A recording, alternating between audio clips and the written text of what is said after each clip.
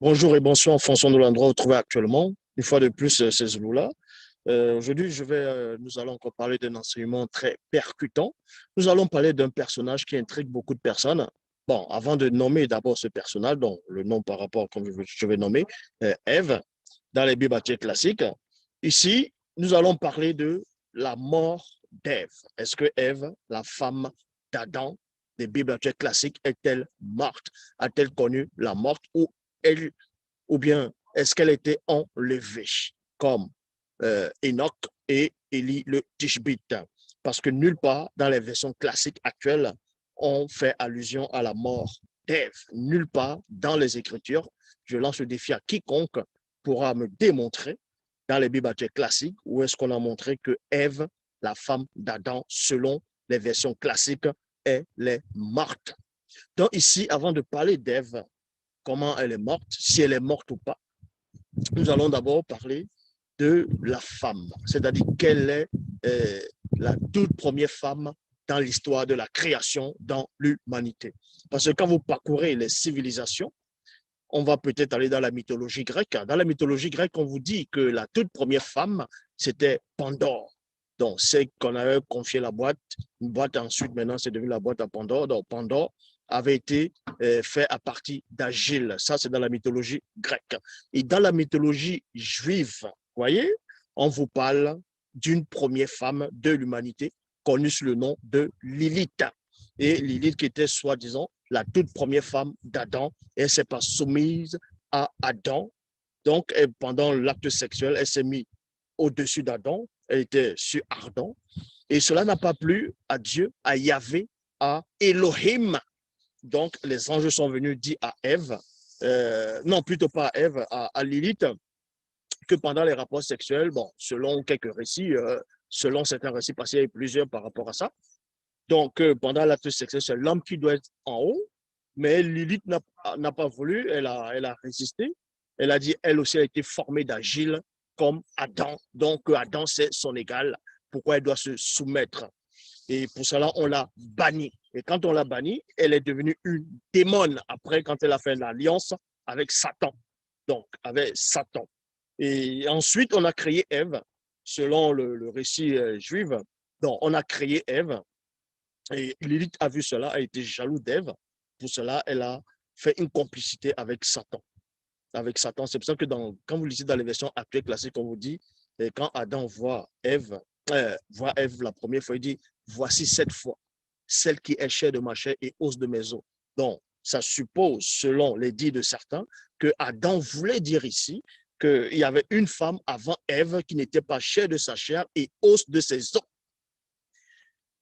Et maintenant, la troisième femme de l'humanité, la première, selon le récit biblique, on va dire, dans la Torah aussi, mais pas dans les livres apocryphes où on parle de Lilith, ça serait Ève. Et Ève, quand tu donnes la définition du mot Ève, elle est connue sous le nom de la vivante. Donc, si Ève, son nom c'était la vivante, ou bien la vie, ou bien c'est qui est vivante, comment se fait-il que celui qui est vivant va mourir? Certains maintenant qui n'ont pas de substance spirituelle vont dire oui, mais Jésus était vivant, ainsi de suite, c'était la vie, le prince de la vie, il est mort. Non. Et dans le domaine scientifique, selon une grande majorité de scientifiques, ils vous disent que la toute première femme de l'humanité serait Lucie. Donc, une sorte de primate, une sorte de singe mammifère qui ressemble au singe, ainsi de suite. Bon, là, on n'est pas là pour entrer dans les mythologies, pour entrer dans les récits de chaque civilisation, ainsi de suite. Mais vous ne devez pas ignorer que l'un des plus vieux, à part, en dehors de Bible, vous voyez, parce que c'est la seule version authentique originelle où toute l'histoire de l'humanité est contenue dedans. Ici, on vous révèle la vraie identité de la toute première femme, comment elle s'appelait, ce qu'elle a fait, si elle est morte ou pas. Et aussi, vous devez aussi néanmoins savoir que le récit de la Genèse, que ce soit ce qu'eux vont appeler la Torah, qui est la loi, a été tiré des mythes, des récits sumériens. Et les récits sumériens aussi ont pris ici le récit de d'autres civilisations au fur et à mesure, jusqu'à l'histoire du vrai, c'est-à-dire la vraie femme de l'humanité, dans sa véritable histoire, son identité. Au fur et à mesure, ils ont trafiqué l'histoire, ils ont changé, ils ont modifié. Bon, ici, nous allons nous arrêter dans les versions classiques actuelles pour parler de cette femme, Ève. Ève est-elle morte ou pas? Parce que, comme j'ai dit tantôt, aucune version dans les Bibles actuelles classiques ne vous relate la mort c'est-à-dire d'Ève. Et pourquoi aucune version classique ne vous dit que Ève, elle est morte? Donc, pour cela, on va aller dans Genèse chapitre 3 au verset 20. Moi, je vais aller dans la Bible en français courant. Il est dit, l'homme Adam, virgule, nomma sa femme Ève, c'est-à-dire la vie, car elle est la mère de tous les vivants. Elle est la mère de tous les vivants. Ça, c'est dans le judaïsme qu'on retrouve cela. Donc, c'est dans la Torah. C'est en cela où on fait allusion à Ève. Maintenant, dans Genèse chapitre 2, versets 16 à 17, vous devez savoir que dans les Bibles actuelles classiques, celui qu'on va appeler Adam, selon ce qu'eux vont dire Adam, le premier homme, mais nous savons que le tout premier homme, c'était Moto. Et c'était un noir dans l'Afrique ancestrale, dans Awase Mutonga, donc Afrique centrale. Donc, ici, on ne va pas trop parler par rapport à ça, mais on va plus se centrer sur Ève pour révéler l'identité si cette femme, selon les Bibles classiques, elle a connu la mort ou pas. Donc, mais avant de parler de la mort ou de la non-mort, de celle qu'on va appeler Ève dans les versions classiques, on va d'abord parler d'Adam. Pourquoi la mort? Selon les Bibles actuelles, dans Genèse chapitre 2, versets 16 à 17, il y avait Adonai Jéhovah Elohim, l'Éternel, aurait donné une loi à l'homme. Quand il a créé l'homme, plus tard, il a donné une loi, il a donné des ordonnances, il a donné des préceptes, il a initié cet homme-là. Il lui a donné un commandement en disant, ici, dans Genèse chapitre 2, verset 16 à 17, le Seigneur Dieu donna à l'homme cet ordre, tu peux manger les fruits de tous les arbres du jardin, et il y a point virgule. Donc, quand on vous dit ici que Dieu aurait dit à Adam, donc ça veut dire que Adam a vu Dieu. Adam a vu, il y avait Adonai, Jéhovah, Elohim, l'Éternel. Et pourtant, dans Nombre 23, 19, il est dit, Dieu n'est point un homme. Vous voyez donc, Dieu n'est point un homme. Pourtant, on vous dit qu'il est descendu dans sa propre création selon les versions actuelles. Il avait même des pas, il marchait, ça dit qu'il avait des pieds, parce que même Moïse, Aaron, Nabab, Ambioum et 70 anciens d'Israël ont vu Dieu, ont vu le Dieu d'Israël. Et Moïse aussi, comme je dis, Moïse a vu Dieu. Or, dans Jean chapitre 1, verset 18, il est dit personne n'a jamais vu Dieu. Or, déjà, il y a déjà une sorte de contradiction déjà dans la première contradiction dans la Genèse ici, premièrement. Et c'est quand Dieu va donner l'ordre à l'homme de ne point, c'est-à-dire qui peut s'alimenter de tous les arbres qui sont dans le jardin d'Éden. Mais l'arbre de la connaissance du bien et du mal, tu n'en mangeras pas, car le jour où tu en mangeras, tu mourras. Donc la seule interdiction que Yahvé aurait donnée à Adam, c'était celle de ne point s'alimenter de l'arbre, c'est-à-dire du fruit de l'arbre de la connaissance du bien et du mal. Donc pourquoi donc quand vous allez après la chute d'Adam, l'homme va pécher et Dieu l'empêche maintenant d'accéder à l'arbre de la vie. Vous voyez? Et pourtant, il ne lui avait pas interdit. Dans nulle part dans les Écritures, ici, au début de la Genèse, Dieu n'a pas interdit à Adam de se nourrir de la substance de l'arbre de la vie, donc d'être initié par cette entité-là, c'est-à-dire par l'arbre de la vie, mais plutôt, on l'aurait interdit de se nourrir de l'arbre de la connaissance du bien et du mal. Cela, vous voyez déjà plus tard qu'il y a des choses qui ne vont pas. Mais dans la Bible de Jérusalem, on vous dit, mais de l'arbre de la connaissance du bien et du mal, tu ne mangeras pas, car le jour où tu en mangeras, tu deviendras passible de mort. Tu deviendras passible de mort. Donc voilà ce qui est dit ici. Et remarquez que quand Yahvé, Jéhovah, Elohim aurait le jour, le moment, l'instant où il a donné la loi à Adam, Ève n'existait pas encore. Ève n'avait pas été créée en ce moment. Donc la loi que le soi-disant Adam a reçue, l'instant où il a reçu cette loi, sa femme n'était pas encore sortie de sa côte, c'est-à-dire à partir de sa côte, on n'avait pas encore fait sa femme selon les versions classiques, comme je dis, dans les Bibles classiques, la femme vient de la côte de l'homme. Et ça, c'est un récit sumérien.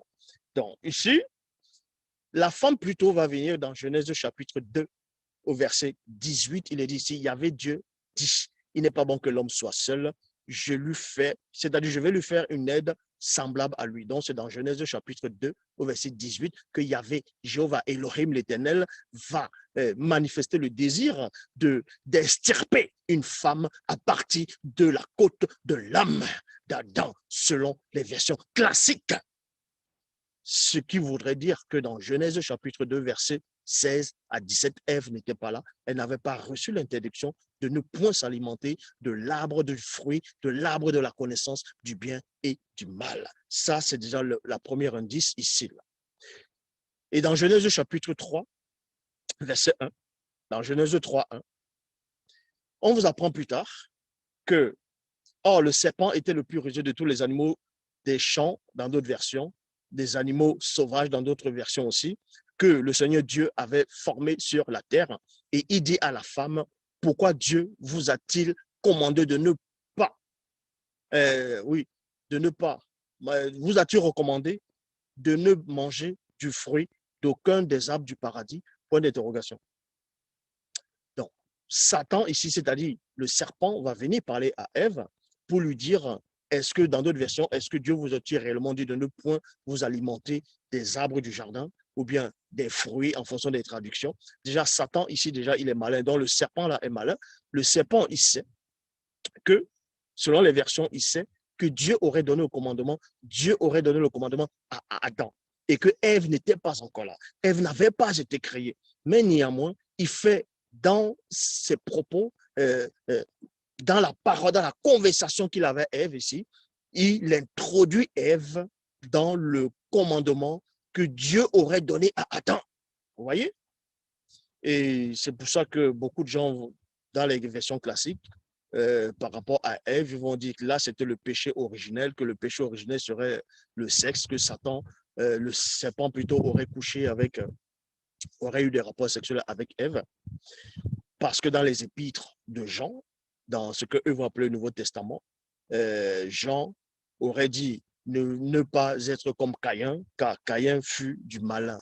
Caïn était issu de l'esprit mauvais. Vous voyez, donc en cela, les branhamistes, ceux qui n'ont pas de substance spirituelle, ils vont vous dire Ève a couché avec le serpent. Et d'autres théories veulent aussi que Adam et Ève et le serpent ont fait des partouses, dont ils ont donné naissance à Caïn. Bon, mais dans la suite, dans les Bibles classiques, on vous dit néanmoins que Ève a eu un jeune homme avec l'aide de Dieu. Donc Dieu, les dieux aussi auraient fait ce partouze-là avec Satan, avec le serpent, parce qu'il y a beaucoup de gens qui sont autoproclamés pasteurs, révérends, bishop, maréchal, apôtres, diacres, prophétesses, inspirés, qui n'ont pas de substance spirituelle. Ils veulent exister, ils veulent se faire connaître, ils veulent sortir de l'anonymat. Donc, ils viennent raconter des hérésies dans les réseaux sociaux. Donc, deuxième point, la femme, quand Dieu y avait Adonai, Jéhovah Elohim, l'Éternel, de la Bible classique, aurait donné le commandement à Adam de ne point s'alimenter, de ne point se nourrir de l'arbre, du fruit de l'arbre de la connaissance du bien et du mal. Ève n'avait pas encore été créée. Ève n'était pas là à cet instant. Et dans Genèse chapitre 3, verset 2, il est dit, la femme répondit au serpent, nous pouvons manger du fruit des arbres du jardin. Mais pourquoi la femme qui n'était pas là dans Genèse chapitre 2, à partir du verset 16 à 17, qui n'avait même pas entendu la voix de Yahvé, la voix de Yahweh, en lui donnant l'interdiction à son mari, à son époux, à Adam, pourquoi elle se met là-dedans que Dieu leur a dit à eux deux qu'ils peuvent manger des fruits. Parce que dans Genèse chapitre 3, verset 2, en ce moment, Ève, quand elle répond au serpent, elle ne ment pas, elle dit la vérité ici. Mais là, elle ne fait pas, dans le verset 2 de Genèse 3, elle ne fait pas allusion à l'arbre de la connaissance du bien et du mal. Elle fait plutôt allusion aux autres arbres. Parce que les autres arbres, elle a reçu ce commandement qu'elle pouvait manger cela. Elle a entendu la voix de Dieu, elle a entendu la voix de Yahvé, elle a entendu la voix de l'Éternel, elle a entendu la voix d'Elohim dans les versions classiques, dans Genèse chapitre 1 au verset 29. Il est dit ici, Dieu dit, je vous et non je te, mais je vous donne en ce jour toutes les plantes à graines qui poussent sur la terre et tous les arbres qui portent des fruits avec leur semence, ce sera la nourriture, ce sera là votre nourriture. Donc ici, là, c'est en cela où Ève est en train de répondre au serpent dans Genèse chapitre 3 au verset 2. Donc en cela, elle disait la vérité en ce moment. Et elle va maintenant mentir, selon les versions classiques, en rajoutant dans, dans Genèse chapitre dans Genèse chapitre 3 au verset 3. Donc, dans Genèse 3, 3, il est dit ici, mais pour ce qui est du fruit de l'arbre de la connaissance qui est au milieu du paradis, Dieu nous a demandé de n'en point manger et de n'y point toucher, de peur que nous ne mourions. En quel moment, c'est-à-dire, montre-moi un seul verset où Dieu, où Yahvé a donné à Jéhovah Elohim l'Éternel, peu importe comment vous allez le nommer, a dit à Ève de ne point s'alimenter de l'arbre, de la substance du bien et du mal. Elle a plutôt, cette ordonnance, cette interdiction avait été donnée uniquement à Adam, selon les Bibles classiques. Donc, si Adam mangeait cela, il allait mourir. C'est en cela où, dans les versions classiques, on parle de la mort d'Adam, mais on ne parle pas de la mort d'Ève, parce que Ève n'avait pas reçu l'interdiction de ne point s'alimenter de cet arbre-là, de la connaissance du bien et du mal. Donc, quand elle a mangé cela, certes, elle a changé, mais elle n'est pas morte. C'est pour ça qu'ils n'ont pas mis la mort d'Ève dans les Bibles classiques.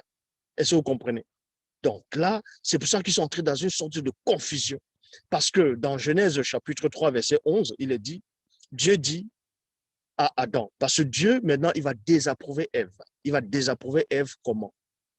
Parce que Ève dit que Dieu aurait dit à son mari et à elle de ne point s'alimenter de l'arbre de la connaissance du bien et du mal.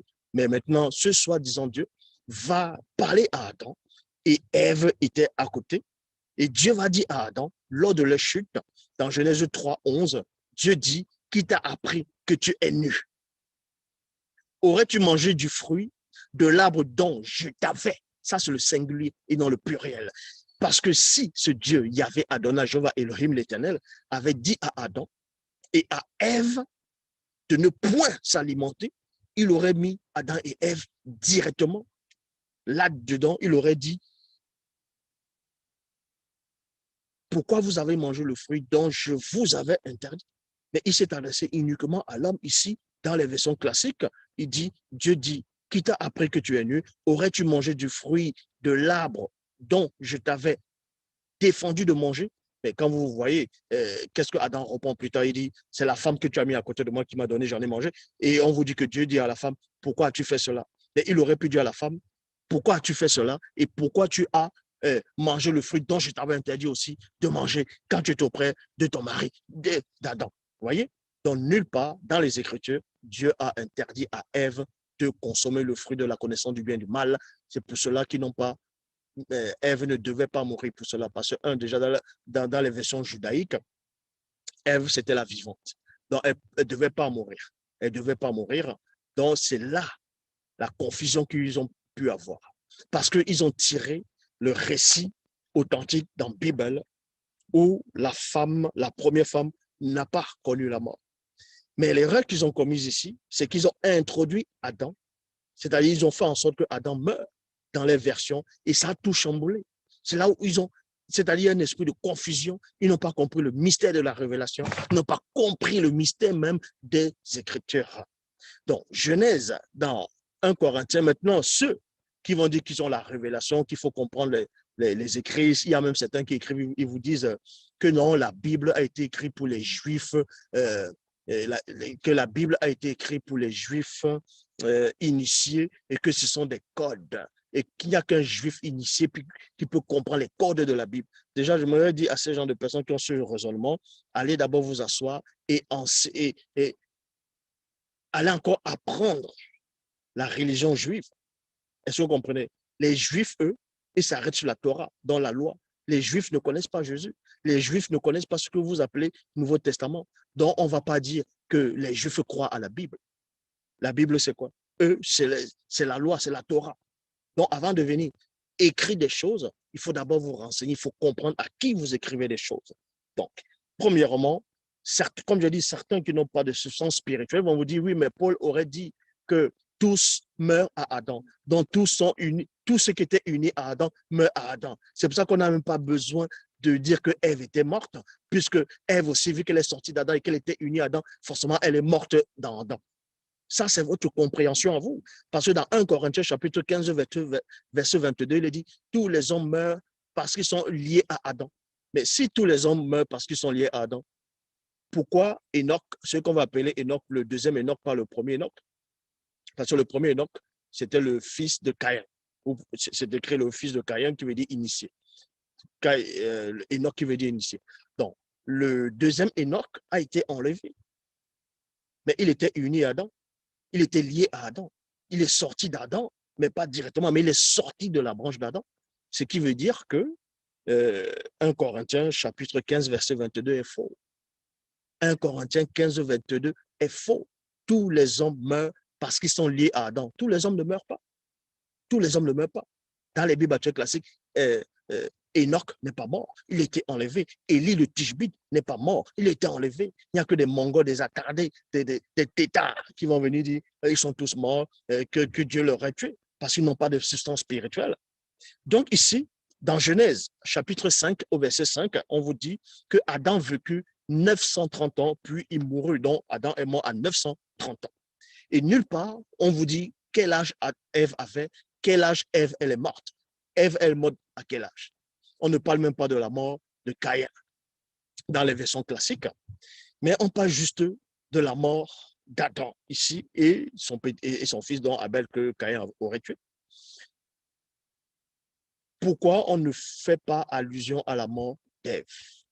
Selon les Bibles classiques, tout simplement parce que l'interdiction de ne point s'alimenter du fruit de l'arbre de la connaissance du bien et du mal ne s'est pas adressée à elle. Ça s'est adressé à Adam uniquement, et Adam a consommé cela, sa femme avait consommé cela. Certes, on l'a dit, pourquoi as-tu fait cela? Pourquoi as-tu fait cela? C'est là où on dit à Adam, même plus on dit à Adam, tu es poussière et tu retourneras dans la poussière. On n'a pas dit vous êtes poussière et vous retournerez dans la poussière, mais tu es poussière et tu retourneras dans la poussière. On n'a pas dit à Ève que tu es poussière, que tu vas retourner dans la poussière, parce que Ève, selon les faux juifs, elle est la vivante. Donc Ève n'a pas connu la mort. Si Ève n'a pas connu la mort, s'ils ont osé dévoiler ça dans les versions classiques, c'est parce qu'il y a une autre version qu'ils ne veulent pas vous donner. Il y a une autre version qui précise avec précision, avec certitude, que non seulement c'est qu'on va appeler la toute première femme, dont ils vont usurper, ils vont donner le titre, ils vont changer les lieux de naissance, la couleur, ainsi de suite, ils vont donner le nom de Dev. Dans d'autres religions, c'est Hawa. Pourquoi ils ne vont pas parler de la mort d'Ève? Ils ont omis de parler de la mort d'Ève parce qu'ils savent eux-mêmes, ces faux juifs-là, ils savent que la toute première femme, non seulement ce n'est pas Ève, c'était Mouto. Et elle n'était pas morte, elle n'a pas connu la mort. De même que son mari, Moto. Donc, ils vont usurper le titre, le nom, le lieu, et ainsi de suite. Ils vont dire qu'il s'appelle Adam. Qu'il s'appelle Adam. Or, son vrai nom, c'est Moto, et c'était un noir. Est-ce que vous comprenez? Lui aussi, il n'est pas mort. Donc, quand on vous dit que Adam est mort à 930 ans, ça c'est faux. Ça c'est faux. Ils ont omis de vous dévoiler une autre partie. Ils ont juste pris une seule partie par rapport à Ève, parce qu'ils savent que s'ils disaient que Ève aussi était morte, tous les autres n'allaient pas naître. Tous les autres n'allaient pas naître. Ça allait être exactement le même syndrome, ça allait être exactement comme la notion ou bien la théorie qui veut que le tout premier vampire qui va enfanter les autres vampires, c'est-à-dire qui est la source, quand on va le tuer, les autres vampires aussi vont disparaître. Ils ont compris cela. C'est pour ça que vu qu'on dit, il vous donne la révélation que Ève, on l'appelle la vivante, elle est la mère de tous les vivants. Donc, si la mère de tous les vivants, si qui est la mère de tous les vivants, parce qu'on l'appelle la vivante, si elle, en tant que vie, elle meurt, mais les autres ne naîtront pas. Les autres ne viendront pas. C'est tellement simple. C'est tellement simple. Donc, ici, on va aller dans la seule version, on va aller dans le récit authentique où on parle de ce qui s'est passé si Ève, si en tout cas la toute première femme et l'homme ont connu la mort ou pas. Pour cela, on va aller dans le livre de Dougisset. Dougisset, c'est Enoch, le livre d'Enoch, le livre d'Enoch, la vraie version en tout cas. Vous allez dans les éditions zlula100.com et vous allez trouver Enoch, la version, et vous allez aussi trouver Bible, Kalatambale. Donc, dans Tobit chapitre 1, verset 597 à 610, il est dit ceci, longtemps après ces événements, quels événements? Les événements parce qu'il y a eu la chute, il y a eu le châtiment, ainsi de suite. Donc, l'homme et la femme, les tout premiers, qui n'ont rien à voir avec le récit de juifs ou les récits chrétiens ou les récits de la Mésopotamie ou bien d'autres formes de récits un peu partout dans le monde, des civilisations. Mais dans la vraie version, on vous dit ici dans Tobit chapitre 1, verset 997 à 610, longtemps après ces événements, selon le temps de visible, lors d'une nuit, virgule, Mouto, notre mère, et Moto, notre père à tous, virgule, étaient assis pendant la pleine lune sous un baobab. Il y a point virgule.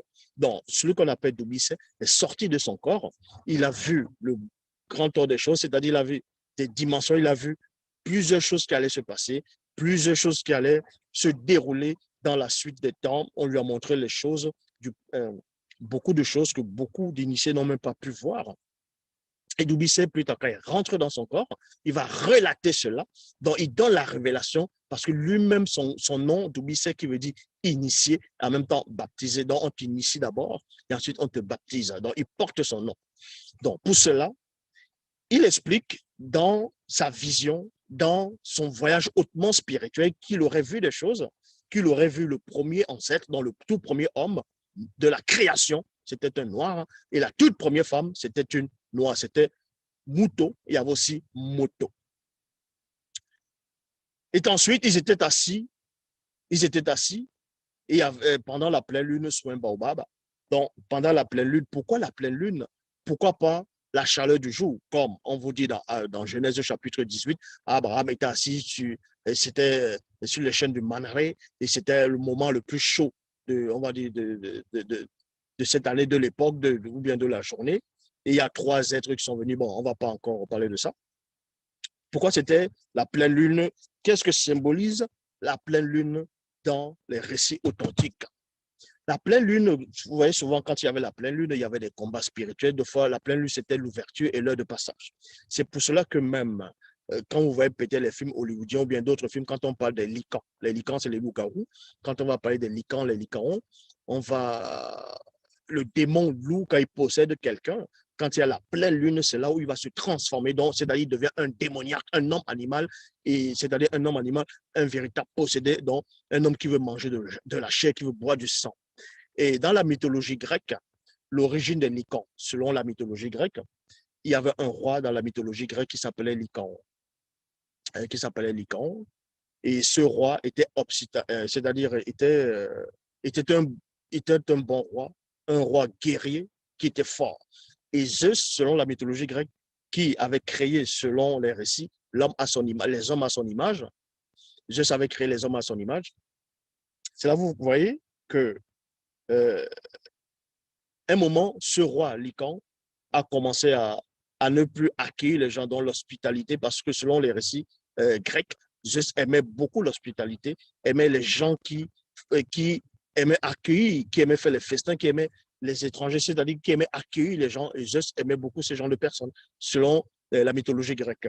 Et ce roi a commencé à ne plus accueillir les gens, ne plus aimer l'hospitalité. Il a commencé à, c'est-à-dire quand les invités venaient, il tuait déjà les gens et il mangeait des gens. Zeus mangeait, pas Zeus plutôt, ce roi Lycaon, il mangeait des gens. Lui et son fils, dans son palais, il mangeait des gens. Et Zeus a entendu parler de ça, de cette histoire. Et on vous dit que Zeus, il va descendre. Vous voyez, Zeus, il va descendre du mont Olympe, exactement comme Yahvé dans Genèse 18, quand il descend avec trois, c'est-à-dire il descend lui et deux autres anges. Et dans la Bible de l'épée, on vous dit que c'était Melchisedec, Noé et Sem. Mais dans les versions classiques, on vous apprend que quand Yahvé est descendu, il est venu voir Abraham. Il a dit à Abraham que lui, il est venu pour aller dans la vie de Sodome et Gomorrhe pour voir si le cri des habitants qui est monté jusqu'à lui était vrai. Et comme ça, il va descendre, il va voir si c'est véridique ce qu'il a entendu. Et là, il saura la vérité. Donc, on vous montre déjà que le Dieu de la Bible est limité parce que non seulement il ne sait pas tout ce qui se passe sur sa propre création, sa soi-disant création. Donc, il doit descendre, il doit vérifier l'information exactement comme Zeus, parce que c'est la même entité qui se cache derrière. Donc, c'est Satan qui est derrière. Donc, Zeus, dans la mythologie grecque, pour vérifier si cette information de Lycaon était véridique, était avérée, il descend, il porte des vêtements, il vient dans le palais, dans le royaume, et pendant, c'est-à-dire le roi va l'accueillir, parce qu'il accueille les étrangers, ainsi de suite, et il accueille les étrangers, et on va servir le dîner. Et le fils du roi, dans Lycaon, le fils du roi Lycaon lui dit, hé père, cet homme-là, il est étrange. C'est peut-être un dieu qui s'est déguisé pour voir, pour nous espionner. Donc, le dîner est servi.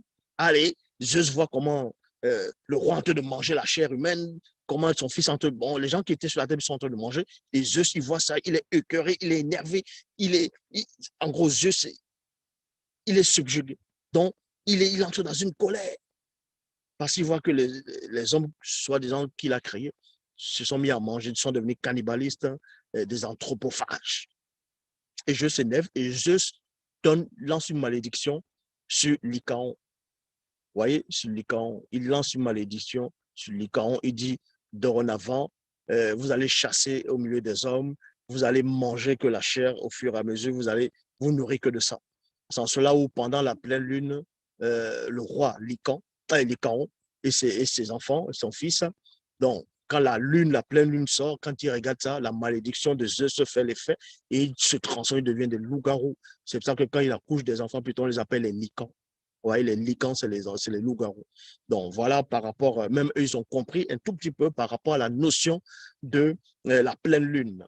Bon, on revient dans Tobit chapitre 1, verset 597, il est dit ici, longtemps après ces événements, selon le temps du visible, lors d'une nuit, Mouto, notre mère, et Moto, notre père à tous, étaient assis pendant la pleine lune sous un baobab. Sous un baobab. Soudain, Moutatedi, donc Moutatedi, celui qui guide et qui intronise les initiés, va apparaître, Moutatedi, et quelques Bamuloloma. Bamuloloma, ce sont les anges. Mabao, donc Ophanim, Benom Moussangisedi, Phénix, les Boutemundi, chérubin, ainsi que Sunga, donc celui qu'on va appeler l'archange Raphaël, Bene Ngoudi, donc l'archange Michel, Gabriel, Méné, l'archange Michel, Moyer,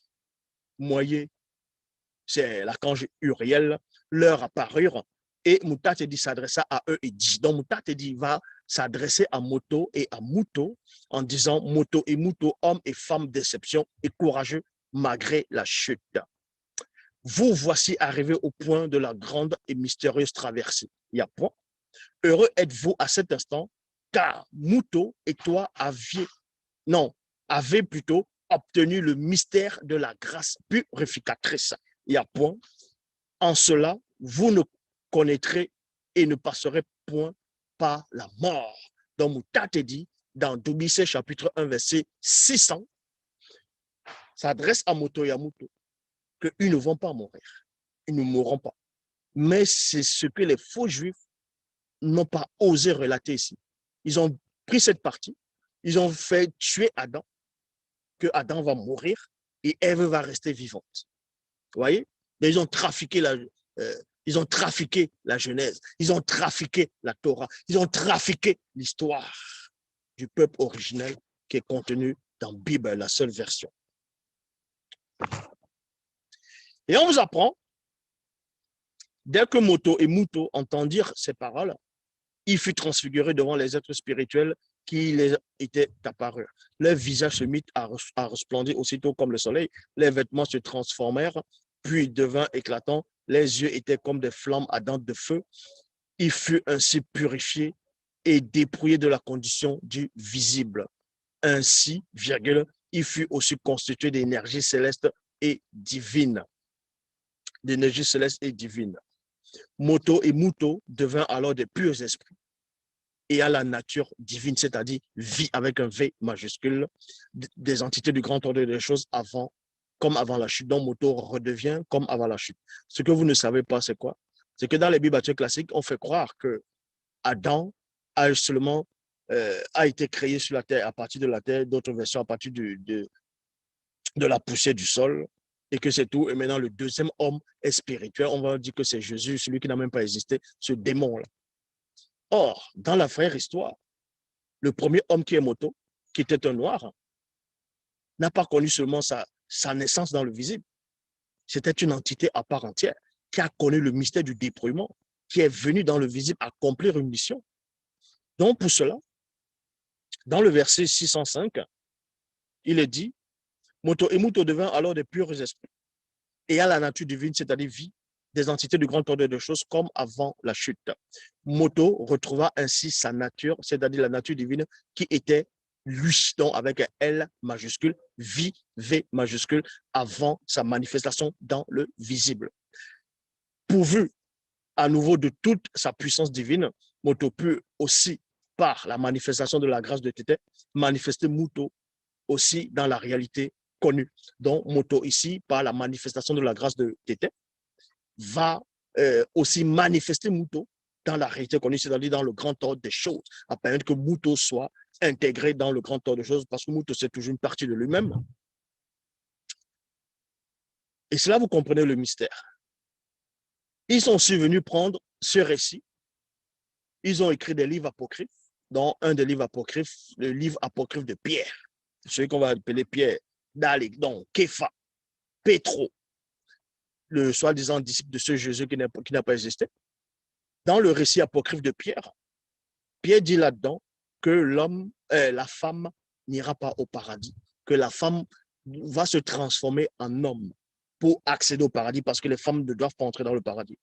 Eux, c'est pour ça que ceux qui sont venus rédiger ces excréments n'ont pas compris le mystère de comment, au départ, il n'y avait pas de femme au paradis, c'est-à-dire dans le grand ordre des choses, dans le royaume des cieux, si vous voulez. Et on crée l'homme, l'homme intègre le grand ordre des choses, le royaume des cieux. Et maintenant, la femme aussi peut aussi entrer. Comment est-ce possible? C'est tout simplement parce que Moto a aussi manifesté Muto dans la réalité connue par la manifestation de la grâce de Tété. Si vous voulez qu'on mieux comprendre encore plus, vous allez dans les éditions zlulasan.com et vous allez voir Bible, tout est décrit là-dedans, le pourquoi, comment on a créé les multivers, comment on a créé toutes choses dans ce que les scientifiques essaient de vous expliquer sur les trous noirs, la théorie des cordes, tout ça, le Big Bang, le Big Crash, tout ça, ils ne comprennent rien. Tout le savoir de l'humanité, même le savoir oublié, le savoir ancestral, le savoir qui n'est même pas de cette réalité, est contenu, est là dans la Bible. Donc, on vous apprend, cette manifestation de Muto dans la réalité connue n'est point issue du sang, ni de la volonté de la chair, ni celle de la volonté de l'homme du visible, mais par la manifestation de la grâce de Tété. Puis, je vis les entités du grand ordre des choses transporter Moto et Muto dans la réalité spirituelle. Vous voyez? Lors de les déplacements, pour la réalité spirituelle, ils eurent la faculté de voir tout ce qui arrivera dans la suite des temps, dans le visible, les civilisations, la fin du monde, le jugement dernier. Et c'est là où vous comprenez, voici la vraie histoire du premier homme et de la première femme. Si vous voulez en savoir plus, vous allez sur YouTube, donc vous tapez Zlulasan, vous allez voir toutes les vidéos de tous les sujets, j'ai abordé presque tous les sujets, dont il n'y a qu'un seul enseignant. En dehors de moi, il n'y a pas d'enseignant. Je dis bien, en dehors de moi, il n'y a pas d'enseignant. La seule version authentique, originelle, c'est là-dedans. Donc, mais les faux juifs eux-mêmes, ils ont compris, mais ils n'ont pas tout relaté par rapport à celle qu'on va donner le nom d'Ève. Loba, c'est encore glorifié.